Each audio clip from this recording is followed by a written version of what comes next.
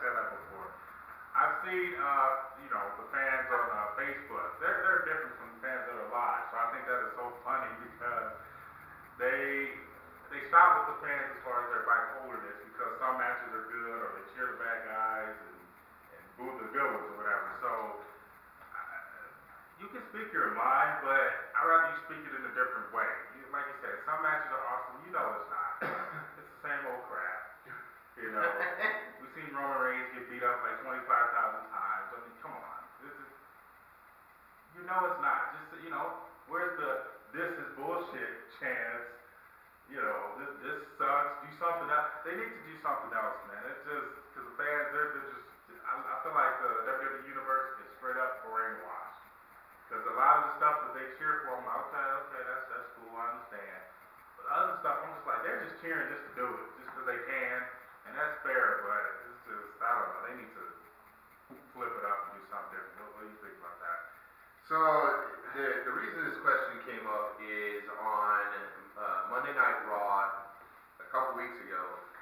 They were chanting this match, the match at the end. Yeah. This is on. I'm like, this match sucks. This match is boring. Why the hell are you saying this match is on? This match is crap. Yeah. I'm like, it's the same match. Not only that, to end the match, you freaking give the fucking number one contender to the fucking Miz. So, and you sit there, oh, this match is on. No, this match sucks. What you should have been chanting is, let's go Finn, or something else, this match sucks, WWE blows, I mean, something. I'm tired of, this match is awesome, this is awesome. No, it's not. The match sucked. The match was boring. I turned it off. That's how boring it was.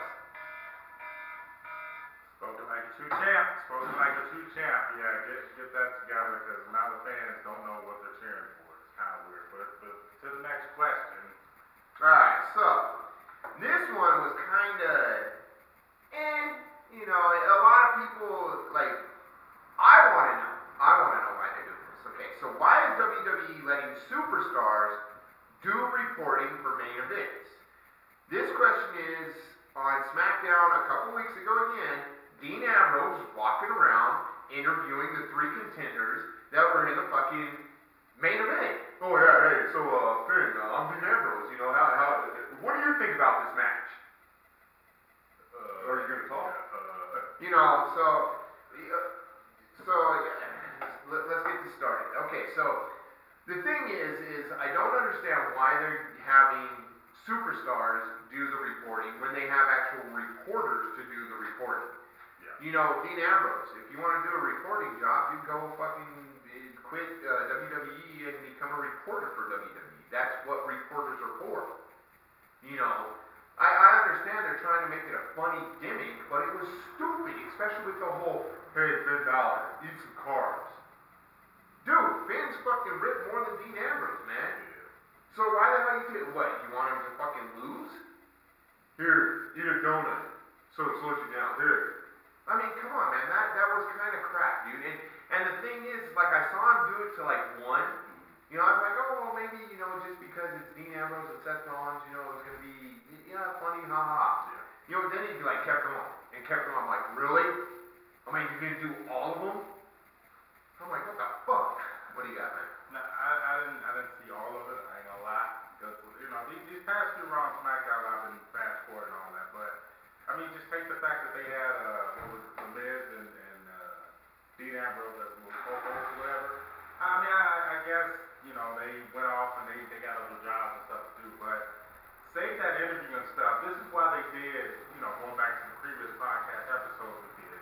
This is why they do the in-ring segments at the highlight reel, the Piper's Pits and the Ambrose Asylums, and that's where you ask the questions or whatever. But, and then even back in the day when they did they had general managers, and then you had like the little assistants, something like that. Ambrose ain't no damn assistant. He's a wrestler, right? That needs to defend his title on top of that. We'll get to that. Right? That's actually one of these questions. Yeah, exactly. But it's just, I don't get what they're doing. Like you said, they got actual backstage announcers. They need to, focus more on the wrestling. That's my main thing. They're focusing more on backstage stuff. It's weird.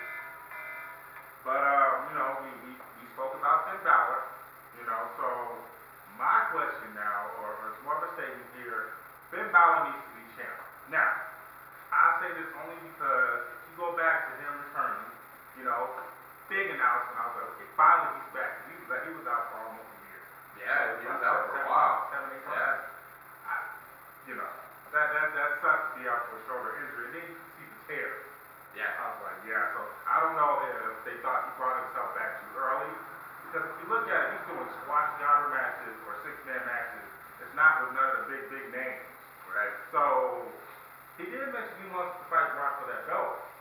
You know, everybody's looking at it, well, are you really going to beat Brock? He's not worried about Brock. He's worried about getting the belt back that he never lost. So if you can relinquish belts, you know, for people who have to leave to go to surgery, I say you get them back. I know that sounds unfair, but I mean, it's the fact that, okay, because if they can't get them back after they come back from surgery, why they got to wait so long, or even do triple threat matches. So Finn Balor hasn't been a champ since coming back. He's doing all these squash matches, but I mean, what do you think about Finn? His talent. So, I mean, my whole thing is, yes, I think Finn should have gotten a rematch, or at least gotten a match for the title.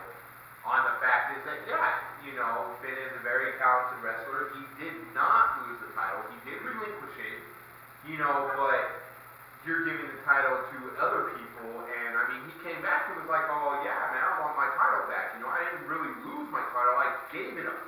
I gave it.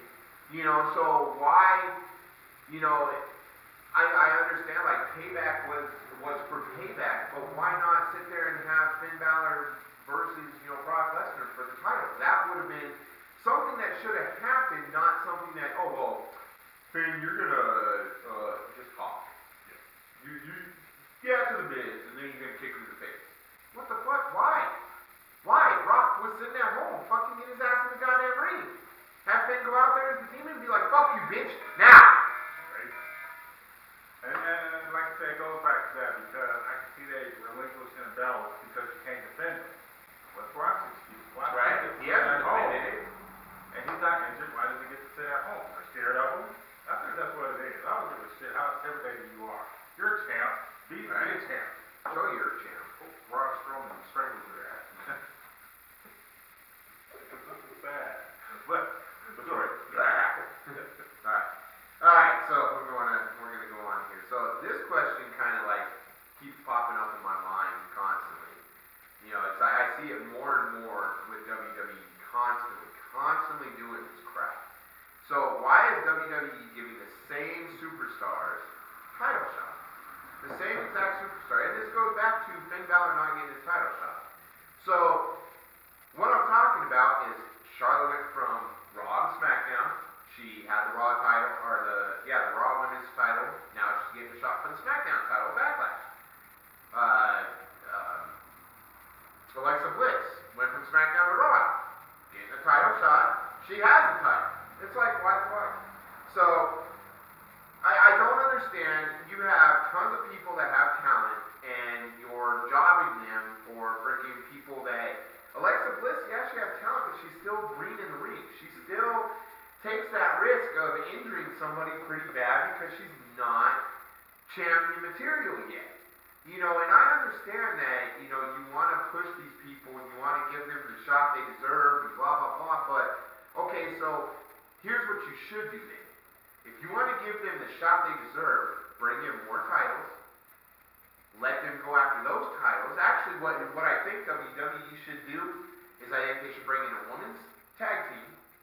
They should hold the women's tag team first before they even get a shot at another title.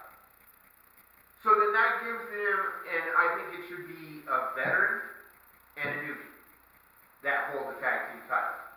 Then that gives them more, you know, kind of, okay, what do you got? Oh man, let me see here. Well, that's one way to make the show go stale. Which is that's one of the other questions that we have here later in the podcast here. But I don't get why they're pushing the same people. Rivalry should only be for a certain limited time here, which that's one of the other questions here. But okay, I mean it's a variety of superstars. That's what I'm saying. I mean it's been like that since back in the day though. But you know, it ain't a time limit thing. That's the thing. They got the show all over the place.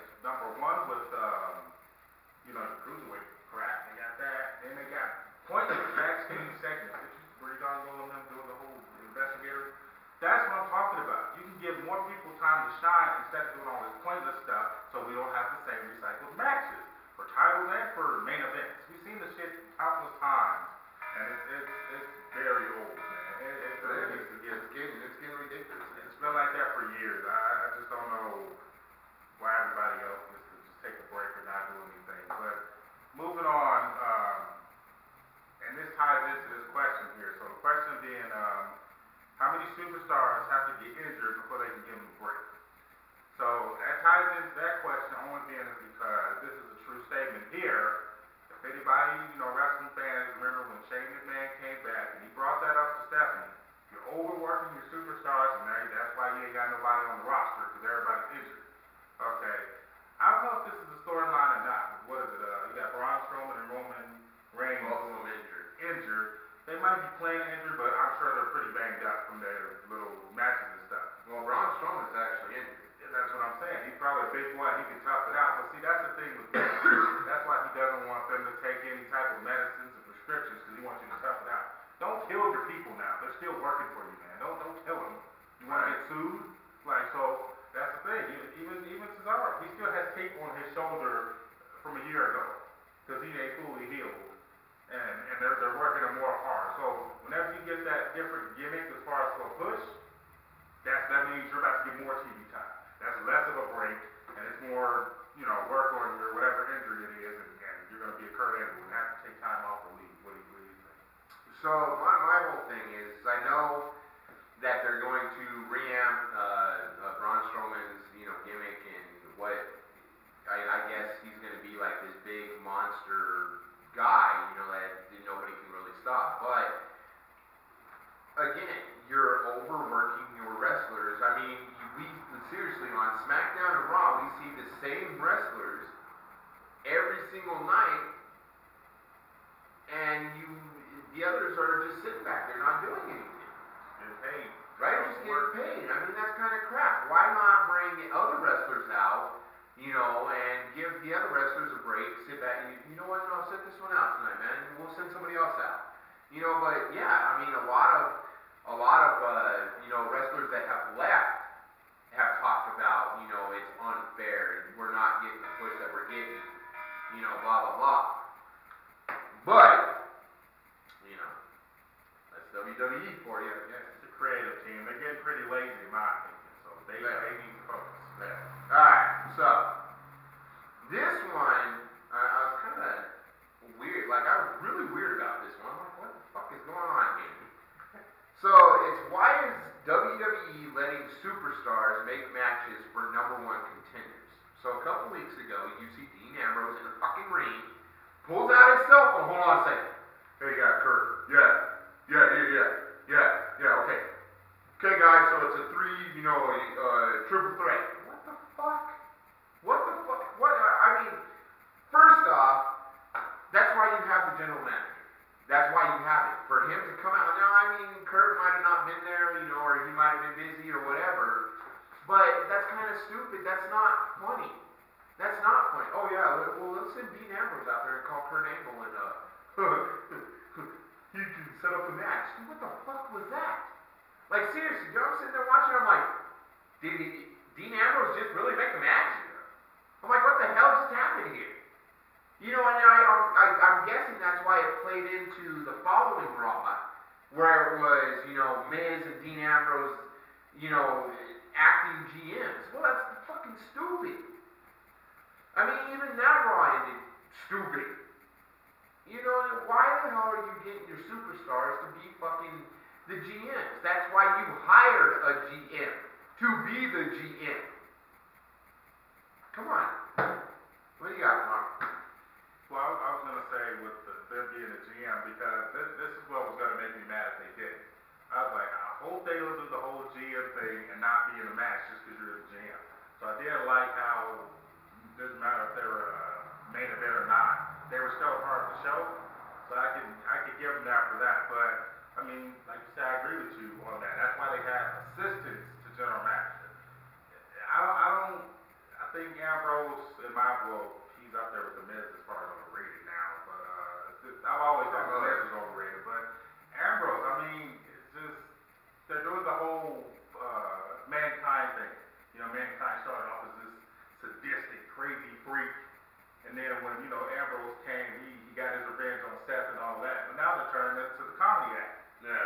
like, what the hell? I just, here we go again, we're recycling straws, but I just don't, if you can't do that, then they're just trying to push superstars in weird ways, and I'm not really a fan of that. How they're trying to push them as far as doing stuff. Push them in the ring. Stop pushing them in these backstage segments or, like you say, general manager crap or whatever they're trying to do. But they really need to get that part together.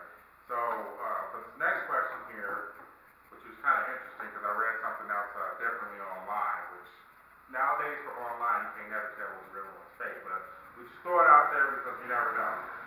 So, the question being, why did WWE give Chris Jericho the U.S. title if he was going to lose it the next night on SmackDown Live to the person that he won it from at Payback, which was Kevin Owens?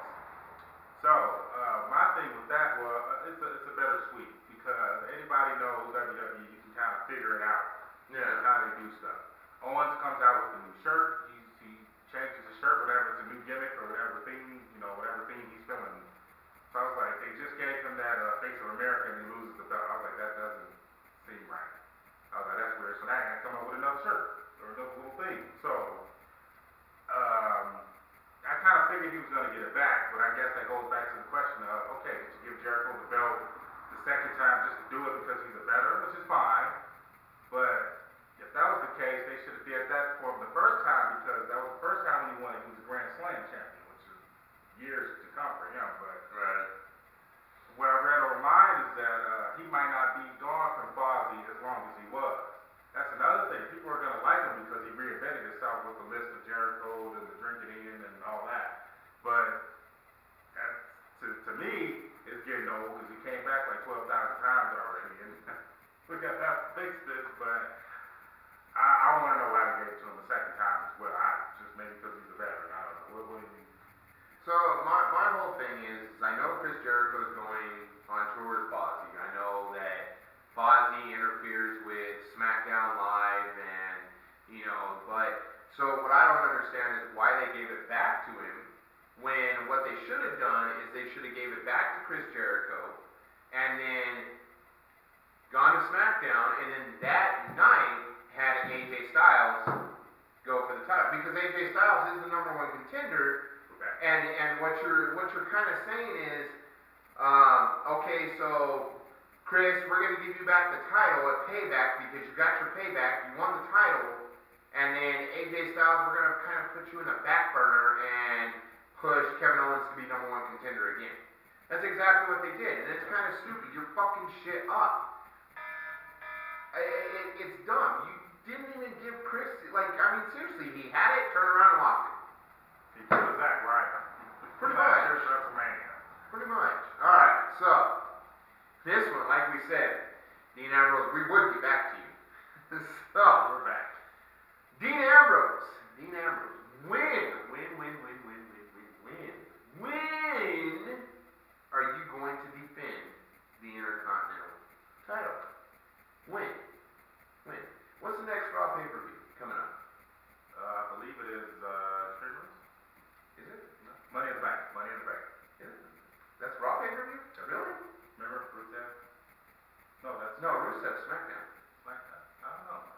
Did they skip it? No, alright, okay, well, so I promise we will have an answer to that question, in the next podcast, whatever.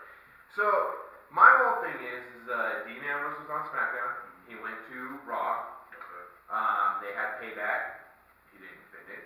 They had Raw after Payback. He didn't defend it. They had the Raw after that. He didn't defend it. Still hasn't defended it. He's kind of like Brock Lesnar, sitting in the back burner, fucking, it's my title. I don't want to give it up. So the whole point is, why are you giving it to Dean Ambrose if he's going to just sit there? And I mean, Dean Ambrose on SmackDown, dude, you're ready to defend that fucker anyway. Whoever the hell wants, let's go. But you go to Raw and you're like, no. Too much talent. There's too much talent on it. And I mean, and then you got, not even that, you got, The Miz as the #1 contender for the fucking title Dean Ambrose took from me. You should have done that shit on Payback. What do you got? Well, we're gonna stick to the both of them since they're doing a Sasha and a Charlotte theme ping-ponging back and forth. So Ambrose, I think they got him under the I'm allergic to defending thing. We did the same thing with the United States, and then he ended up being, I think, the longest reigning United States champion. But that's the crazy thing. It goes back, I forgot which commentator said it. He was like, in order to be a fighting champion, you got to defend it. He ain't did nothing. So, I don't know. He's not defending it. They're just letting that belt. That's one of the belts they should get rid of because it's lost its legacy, in my opinion. And then you go back to the Miz. This is what pissed me off about the Miz. Not the fact that he's number one contender, which that does piss me off. But it was when Michael Cole said Miz is going for, I believe, it's either 7th or 8th title run to be an Intercontinental Champion. He's going to beat Jericho. Jericho's the longest reigning Intercontinental Champion with the longest reign. I don't want Miz beating that record. I don't give a damn how much Jericho. Come on now, how much Jericho leaves the Miz to beat that record? Come on now, no. Right? Now we got some problems over here, and it's just no. Just like I said, and then with his wife being in there, that's making it even more worse. Because at least I could respect the Miz before his wife came in there, and they got him under the coward character crap. Right. Okay, so TNT fans, we're going to do something a little different this time on the podcast. So here's what we're going to do. These next 2 questions, we want your feedback. We want you to tell us why you think Raw and SmackDown are doing these. Okay, so Lamar's going to read his question. We're going to pause for a little bit. Now I'm going to read my question. When you guys watch our video, if you also go to our website, which yes, we do have a website, which is talkingandthetruth.com. We're also on Twitter. And we are also on Facebook. And I am working on getting us on Instagram. If you give me some time, we will be on Instagram too. But we do have a website. And on that website, on the bottom, there is a place where you can leave a comment for me and Lamar. And we will be more than happy to answer them. So these questions are for you, TNT fans. So, Lamar, let's do it. First question. All right. Is WWE overworking their superstars? True or false? Yes or no? That's an interesting question, man. Yeah. I mean, we have our opinion, but we want to know yours. Okay, so here's the next question. Why is SmackDown Live giving Kevin Owens a rematch for the U.S. title? He just lost it, but he's getting another rematch. So, like I said, TNT fans, these are your questions for you to answer to us.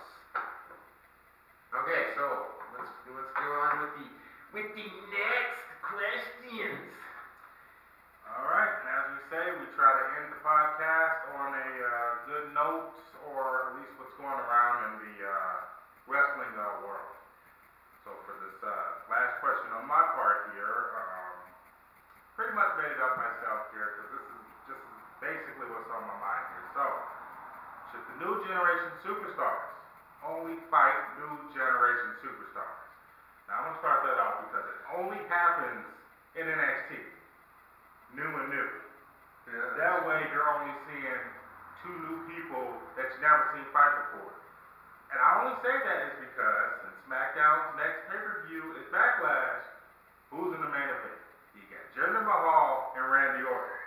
You got Juice Mahal. Yes. I would probably like that match if Jinder was fighting somebody like Finn Balor. That's probably why it's not sitting well with me. I ain't gonna knock Jinder. Jinder Mahal's not new. I mean, but still, he's more newer than what Randy is. That is true. You know, and it's just like, and this is no offense, but it's just like when Cena would fight somebody new-wise, and then it's just, we just want the, you know, the 90s character, so to speak, or the early style. Let Randy and Cena fight. That's why I didn't mind them, because they know each other. How are we going to see if the other people can work well if they're getting buried by everybody else? Not saying, you know, Jinder might lose or whatever, because if he wins, let him fight somebody, let him fight AJ Styles, let him fight somebody different. I'm tired of saying, because you already know the outcome. I think Randy's going to win. One RKO and he's done. If Randy loses, it's because there's 2 damn goons that he got with him. Yeah, that's true. But that's my take on that. What do you have for that? So I think, see, I agree with you 100%. I think new should fight new, old should fight old. Until you get the 90s superstars, you know, retiring and blah, blah, blah, then, you know, have old, you know, then bring the new to the old and new still. I mean, it would make for, you know, nice matches because you know John Cena can kick out an RKO. AA. You know, so that's the match that you can really sit there. WWE Universe, this is awesome. Because you're going to see, well, who's really going to win this match? Who the hell is going to win? Because you got Randy can kick out, Cena can kick out. You got Never Give Up, and you got fucking the Viper. I mean, come on. This is, you know, stop with the whole, oh, well, you fight Juice Mahal. You get that? Alright. The only way he's going to win is for his two little monsters that he got at ringside there. Dude, those guys are fucking annoying, man. They're small. Like I see them, you know, like the thing is, like I think I watched a little bit of SmackDown when Jinder like interfered, and like I kid you not, this is what I saw. Jinder Mahal almost pushed his little midget friend up the ramp. I mean, like he like fucking wham! I was like, holy shit. How little they are, the feathers. Right, they are. Okay, so here's the last question, TNT fans. How long should WWE rivals actually last? Very, very, very, very, very good question. So, let's let you start, Matt. Let's see. My whole thing is on this question is they last way too long. It's like seriously, you go through a pay-per-view to a Raw or SmackDown event, to another Raw or SmackDown event, to another pay-per-view, to another Raw or SmackDown event, to another Raw or SmackDown event, to another pay-per-view, and then they're like, no, we need to squash this. Let's bring somebody else in. Why the hell do you bring shit so fucking long? I don't want to watch the same shit. I don't care. I want to see Chris Jericho. I mean, I'm pretty sure everybody would have loved to see Chris Jericho and AJ Styles go at it before Chris Jericho left. But guess what? We got Chris Jericho and Kevin Owens again. Fucking Kevin Owens again. Same thing, man. It's like they pick. You're gonna keep the title. No, you go back. No, I said that. Stop with the whole crap. Fucking just squash the damn rival. Stop. What do you got? Yeah, so for that one here, I think the rivalry should only last a month. No, that sounds kind of weird, but you know what? That's perfectly fitting just because now that they do have the brand split, they only have, like, in between pay-per-views, the Raw and the SmackDown. A month is good enough. You got the whole month. You can do maybe 2 or 3 weeks, you know, while you're on the actual show. That's the thing. Fans know, myself included, this match again. Oh, and then you hear Michael Cole. Oh, tonight's main event. You have Kevin Owens and Chris Jericho. This is redemption, and this is it. We saw that 5 weeks in a row. We're tired. This is the best friends gonna kill each other match. Thank you. I just don't get it. If they do it, do a theme behind it, like you did with Kevin Owens and Sami Zayn. They had Fight Forever shirts. Yeah. At least it was a theme behind it, and we knew what it was. But why they're doing the same main events for rivalries for the past 6 years in a row? That should take you back to the whole Charlotte and Sasha thing. I got so tired. I didn't give a damn if they were in an Inferno match. I got tired of seeing them. Right. They just no longer than a month. Alright, so TNT fans, that is our show for today. Now, like I said, if you guys have 2 questions to answer, we are more than willing, and trust me, we will get back to you. I am on the website and on Facebook, and I mean, if you guys look, I post a lot. I post a lot. I'm constantly, coming up with new stuff, man, so trust me. I'll read your questions, and if I have to contact him over here, hey, he's only a phone call away. So TNT fans, thank you for watching our show. Remember, like, share, and subscribe. And we also do live shout-outs. So if you guys end up liking any post or anything, comment-wise, we shout you out on the podcast there. And if you have been reading the website, the goal is to go to every WrestleMania or every other big event and do live podcasts there. Everybody is more than happy to be on the podcast there. There's going to be a lot of Facebook Live for the New Orleans pay-per-view coming up for WrestleMania this next year. So you stay tuned for that, guys, and we'll definitely get back to you with that. We're going to give a shout out to Walmart Sweet Tea. Thank you for the drink today. But yes, stay tuned. We will come to you more and more. Also, we will have